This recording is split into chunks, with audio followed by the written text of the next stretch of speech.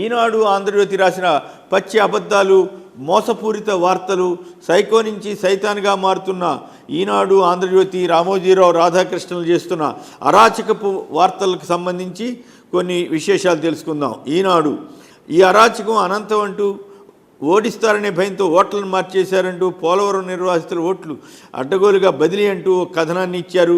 ఏకంగా దాన్ని బ్యానర్గా చేయటంలోనే ఈనాడు యొక్క కుట్రపూరిత స్వభావం కనపడుతుంది. అందులో ఇలాంటి వార్తలు నిజంగా జరిగి ఉంటే వార్తగా ఇవ్వటం అభ్యంతరకరంగా కానీ బ్యానర్ కథనంగా ఇచ్చి మరీ దుష్ప్రచారం చేయడానికి ఈనాడు సంకల్పించింది. వాస్తవాలు ఏంటంటే ప్రతి నియోజకవర్గంలోనూ జన్మభూమి కమిటీలతో దొంగ ఓట్లు సృష్టించి చనిపోయిన వారిని వదలకుండా వాళ్ళ పేరుతో గ్రామాల్లో ఓట్లు వేయించి ప్రజాస్వామ్యాన్ని టీడీపీ ధ్వంసం చేసిందన్న ఆరోపణలు గత 25 ఏళ్లుగా ఉన్నాయి. కుప్పంలో సైతం భారీ ఎత్తున దొంగ ఓట్లు చేర్పించిన ఘనత చంద్రబాబుది అన్న సంగతి మాత్రం ఎన్నడూ రాయదు. ఓట్ల అవకతవకలపై ఇప్పటికే ఇరు పార్టీలు చేసిన ఫిర్యాదుల మీద ఎన్నికల కమిషన్ స్పందించి చర్యలు తీసుకుంది. రాష్ట్రంలో ఓటర్ల జాబితాను ప్రకటించింది. అయినా నిద్రపట్టని రామోజీ క్షుద్రపత్రికగా మార్చి ఈనాడును అడ్డు పెట్టుకుని రోజుకో శైలిలో నగ్న నృత్యాలు చేస్తున్నారు. చంద్రబాబు పోలవరాన్ని ఏటీఎంగా వాడుకున్నారని ప్రధాని మోడీ చెప్పింది నిజం కాదా? పునరావాస ప్యాకేజీల్లో బాధితులకు జగన్ సర్కార్ అండగా ఉండగా ఆ ప్యాకేజీలోనే గతంలో చంద్రబాబు ప్రభుత్వం, చంద్రబాబు టీడీపీ నేతలు దోచుకున్నారని బీజేపీ ఆ రోజుల్లో ఆరోపణ చేసింది వాస్తవం కాదా అనేది కూడా ఆలోచించాలి. ఇక కుప్పం పక్కున నవ్వింది, ఒక్కరోజులోనే తేలిపోయిన మాటలు అంటూ అరాకొరగా కృష్ణా జలాలు అంటూ వార్తనిచ్చారు. వాస్తవం ఏంటంటే కుప్పం నియోజకవర్గంలో పాలార్ ప్రాజెక్టు కూడా నిర్మిస్తామని వైఎస్ జగన్ ప్రకటించడంతో తమిళనాడులోని పాలార్ నదీ పరివాహక ప్రాంతాల్లోని ఆ ప్రాంత రైతుల సంఘాలు బంధువు పిలిపిస్తే దాని గురించి రాయని ఈనాడు పత్రిక ఇప్పుడు కృష్ణా జలాలు పూర్తిగా రాలేదంటూ, అసలు వచ్చినందుకు సంతోషించాల్సింది పోయి కొంచెమే వచ్చాయి, కాస్తే వచ్చాయంటూ మోసపూరిత కథనాలు ఇస్తూ కుప్పం ప్రజల్ని, రాష్ట్ర ప్రజల్ని మోసం చేయడానికి ప్రయత్నం చేస్తున్నాడు రామోజీరావు గారు.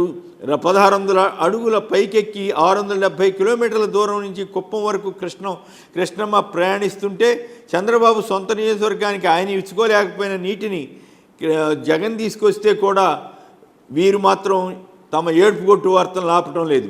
వంతెన తెగలేదు, లంగరేశాం అన్న విశాఖ ఫ్లోటింగ్ బ్రిడ్జి కథనంపై వివరణ ఇస్తూ ఈనాడు పత్రిక ఇటీవలి కాలంలో ఎన్నడూ ఏ వార్తకి వివరణ ఇవ్వలేకపోయింది. ఈ వివరణ ఇవ్వకుండా ఎగ్గొడుతూ వచ్చింది. కానీ విశాఖ ఫ్లోటింగ్ బ్రిడ్జికి సంబంధించి మాత్రం చచ్చినట్టు వివరణ ఇచ్చింది.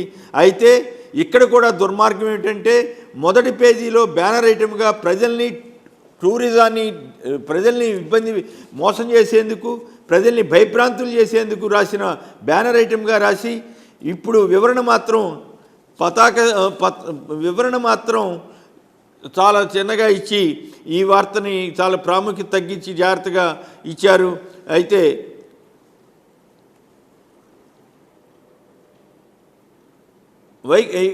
ఇక మరొక వార్త, వైకాపా నేతల భస్మాసుర హస్తం అంటూ రాష్ట్రంలో కోట్ల రూపాయల విలువైన ప్రభుత్వ స్థలాలు ఆక్రమణకు గురైపోతున్నాయంటూ రోజువారీ టన్నుల కొద్దీ.